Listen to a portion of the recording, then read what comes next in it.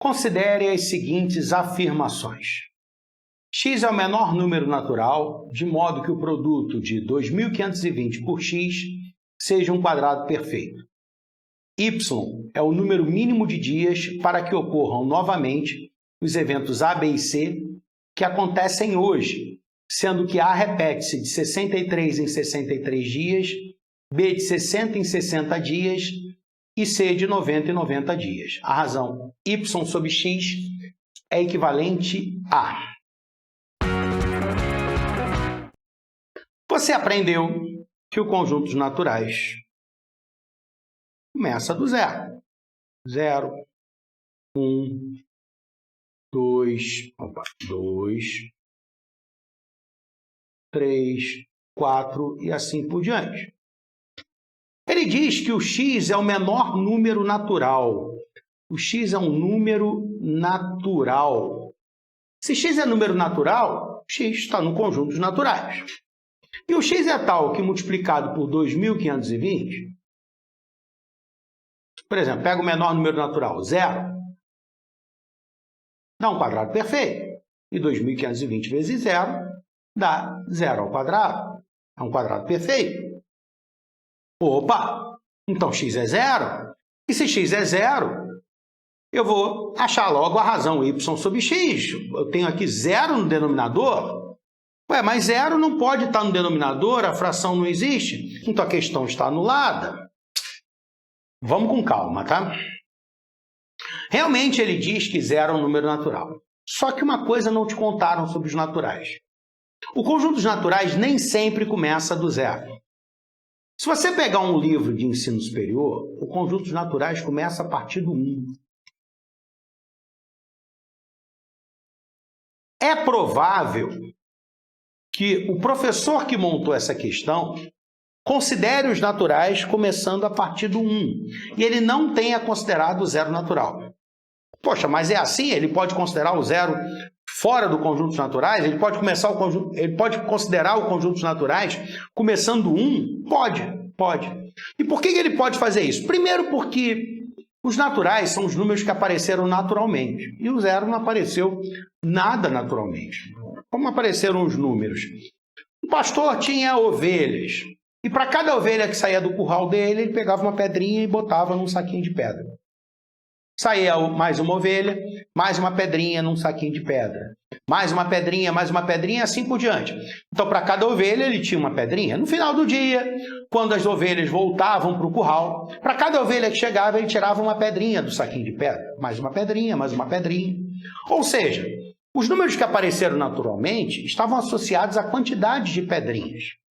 Posteriormente, a quantidade de dedos das mãos, que ele passava a contar com os dedos das mãos, ou então marcas, riscos na parede de uma caverna. Então, os números naturais são os números que apareceram naturalmente. E os números que apareceram naturalmente representavam quantidades. E o zero é a ausência de quantidade. Então, o zero não é essencialmente natural.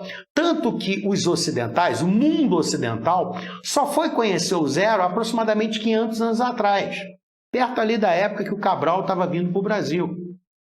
Porque, afinal de contas, esse número está associado à ideia de quantidade, a ausência de quantidade não seria um número. O zero só passou a ser um número quando começou-se a formalizar a reta real. Eles viram que na reta real tinha um buraco, então a gente precisa preencher o buraco.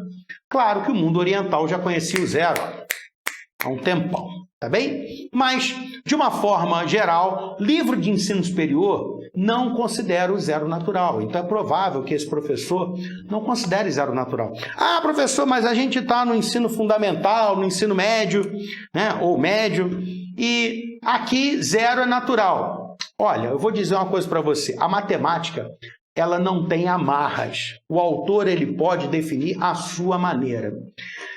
A matemática não é que nem a física, que tem o Sistema Internacional de Unidades, ou que nem a química, que tem aí o PAC.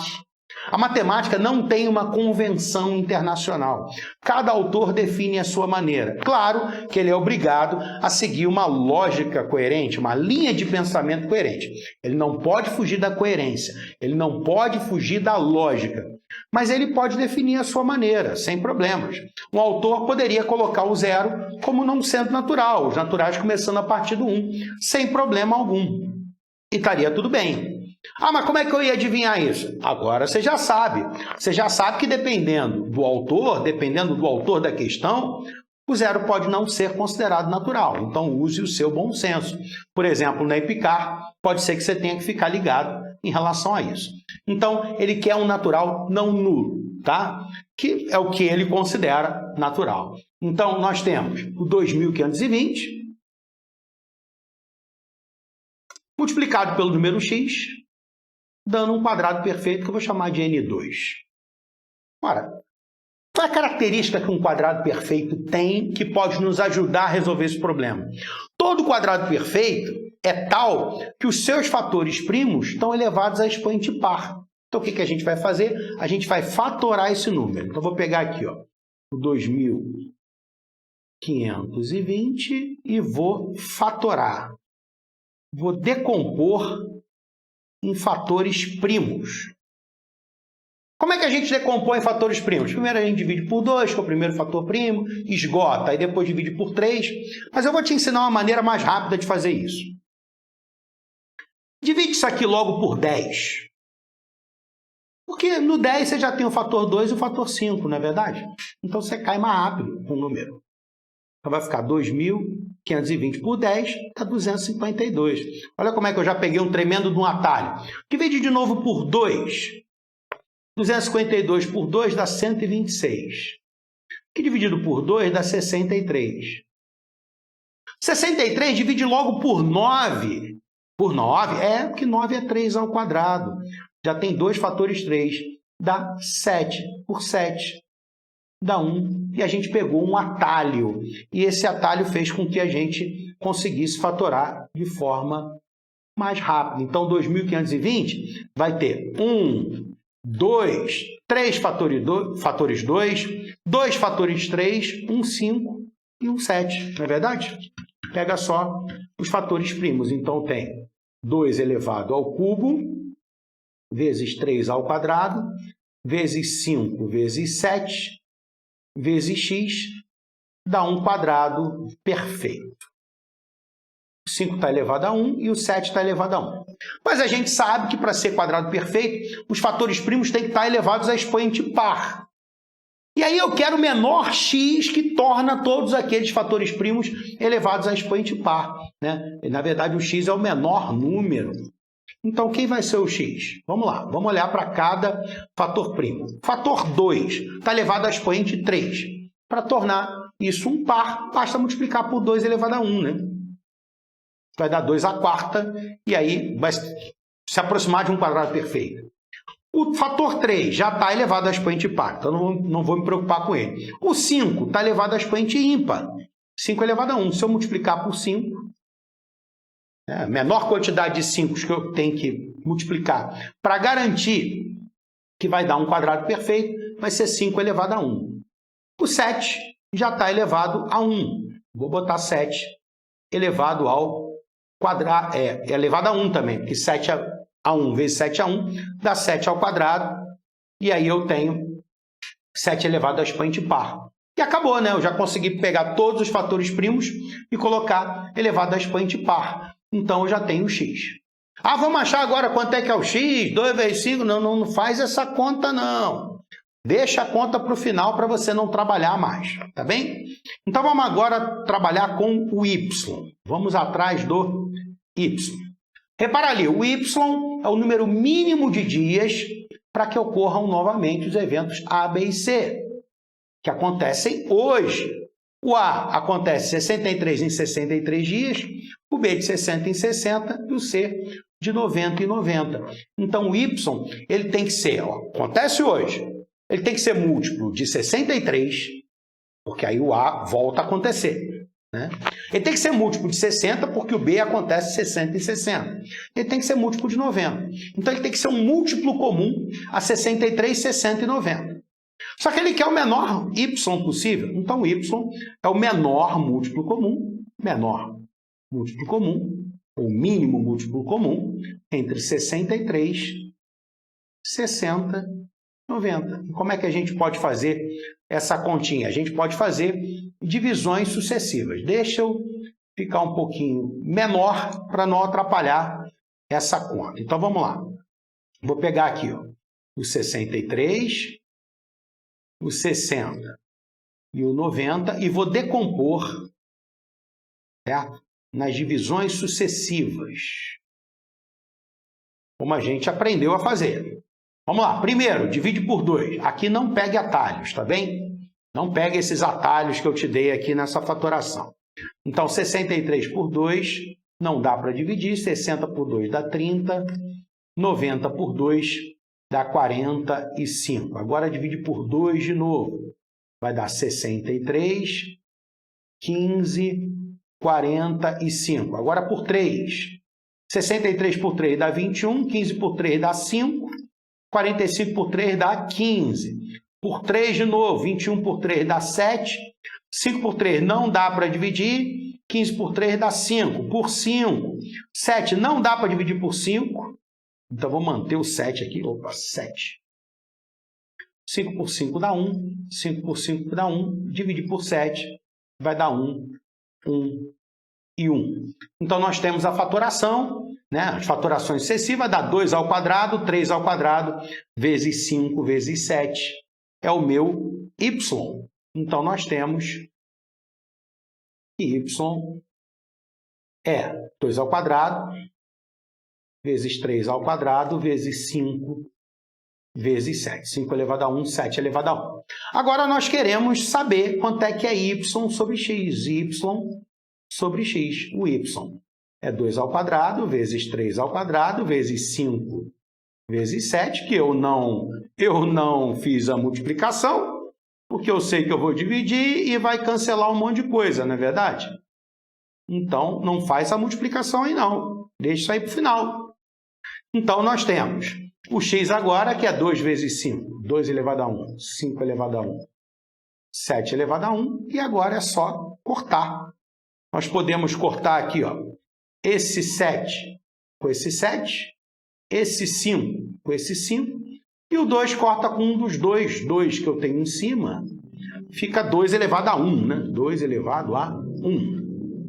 E aí nós temos, finalmente, né, y sobre x, que é 2 elevado a 1, que é 2, vezes 3 ao quadrado. E 2 vezes 3 ao quadrado, 9 vezes 2, 18.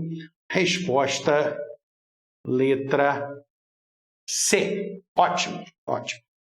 Então, estamos diante de uma questão já com uma polêmica. Ela já começa com uma polêmica. 0 é natural ou 0 não é natural? Resposta, depende.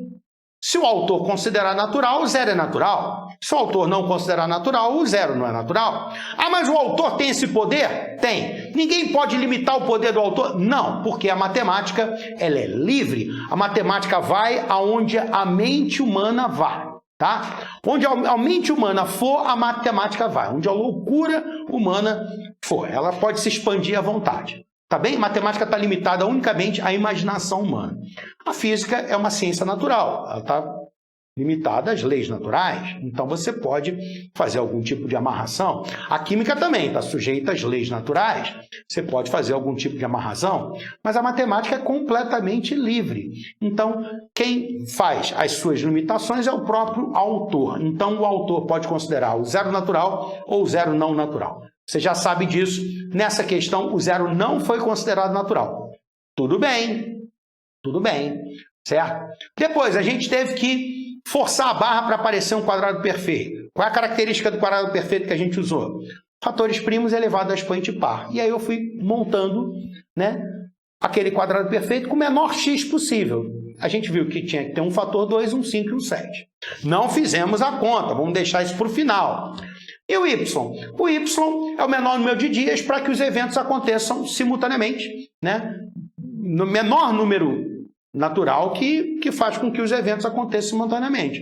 O A acontece 63 dias, ou seja, em múltiplo de 63.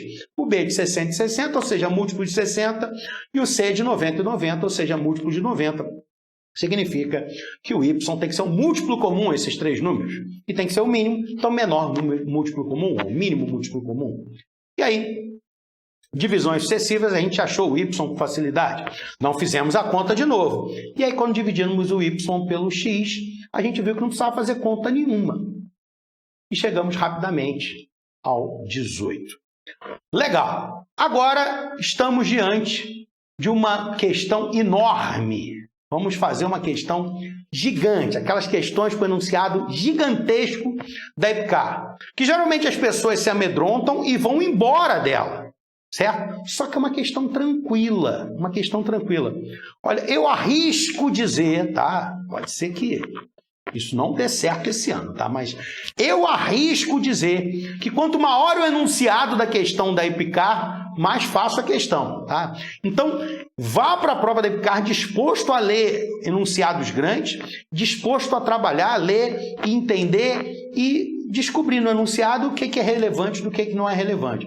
Então, até agora, pelo que eu estou vendo das questões da EPICAR, as questões grandes, na verdade, elas não são tão amedrontadoras assim. Essas menorzinhas são piores, certo? Então, vamos para uma daquelas questões bem grandes da EPICAR, a próxima questão, mas que, na verdade, vai sair com uma certa facilidade se a gente tiver paciência para entender o enunciado. Vamos para a próxima questão.